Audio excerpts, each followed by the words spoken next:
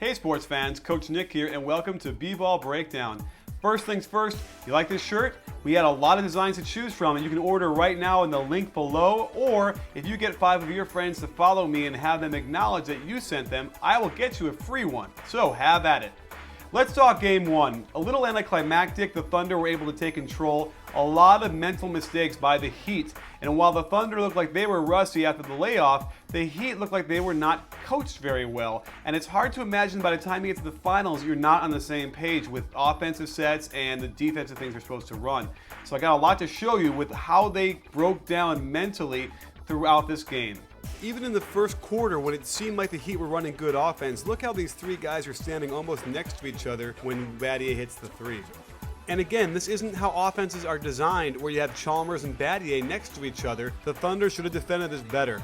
And while LeBron and Wade are doing screen and roll, on the weak side, Miller and Battier are almost standing next to each other. Again, this is the strangest offense, and I don't know why the Thunder didn't defend it better.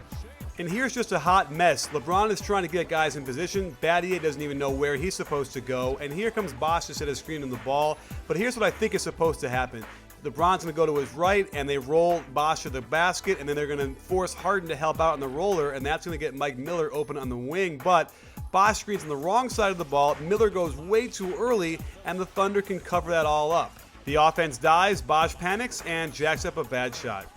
A crucial possession in the third as OKC is closing the gap, and Wade is supposed to screen for LeBron, but does a terrible job at it, so LeBron can't post up. Now when they swing it, there's LeBron walking around instead of cutting to the basket on Wade's post up.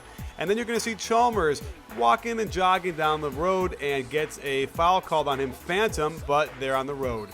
Let's talk briefly about the switching that he did on defense. It works well when LeBron and Battier switch, but not when Wade gets involved with Kevin Durant. They simply just throw it up to him, and he doesn't get bothered at all when Wade is going to try and put a hand up on that three. But it also proved costly when LeBron James ended up guarding Russell Westbrook, who blew right by him in a crucial sequence. And there just seemed to be a lot of confusion. There's Bosh not knowing who he's guarding, then running back to Collison, and then there's Wade switching on to Kevin Durant again. And that's going to prove pretty ineffectual as Durant simply goes to the basket, rises up, and shoots over him. Even more confusion with Bosh. He's calling the play, and then he makes LeBron go to the other elbow. But no one seems to know what's supposed to happen here. Bosh is going to try and maybe screen, but then not, and then Chalmers throws the ball away. What a mess. And there's something wrong with the lineup the Heat have out there versus what OKC is offering. Let's see what's wrong with this picture. Can you figure it out? That's right, Bosh has to guard Fisher, and it's a big mistake by Spoelstra. And the same matchups again in a crucial part of the fourth quarter when OKC was taking control of this game. Bosh is again guarding Fisher, so now you got everybody out of position here. Bosh has to close out on Westbrook, which is not a good proposition, and then there's Collison tipping the ball back out. And in the scramble, you'll see how Bosh will come over to help out on the Durant ISO, which is not a bad idea, but once it gets swung, Fisher's going to hit a beautiful pass to Sefolosha, but Bosh doesn't see he needs to stay back in the lane to guard the paint. Now let's get over to Wade's defense on Westbrook for a minute because he clearly cannot play it. Westbrook got a lot of easy shots and drives to the basket that got fouls or buckets, and in a crucial part in the fourth quarter, even though it seemed like Wade could keep him in front, after the third attempt at getting to the basket, there's Russ pull up net. And in what looks like a Keystone Cops episode, Battier and Wade don't talk to each other, they bounce back and forth and give Durant of all people a wide open shot.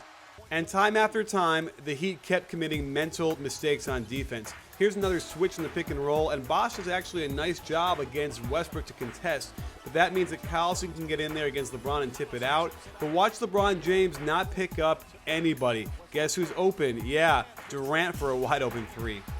And as the game is getting away, you think they go to maybe Wade in the post or LeBron in the post or get something going to the basket. Instead, they do a real simple pick and roll, and there's LeBron popping out and just jacking up a shot with 7 seconds to go on the shot clock.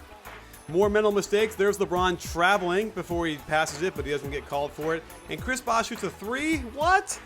Anyway, they get the rebound, and here LeBron at least goes to the basket, but can't finish with the left hand against Sefolosha. Good defense and help by Collison. And here comes Battier with a big mental mistake because if you give Westbrook a bunch of dribbles and a pull-up, he's going to nail that.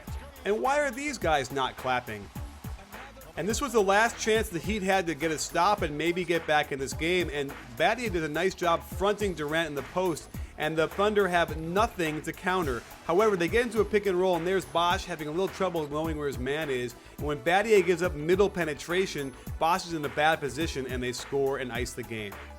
So don't forget, there's a post-game chat after Game 2, and we'll do it every game. And it was great after Game 1. We had a lot of people coming in there. It'll be really fun next time and even better.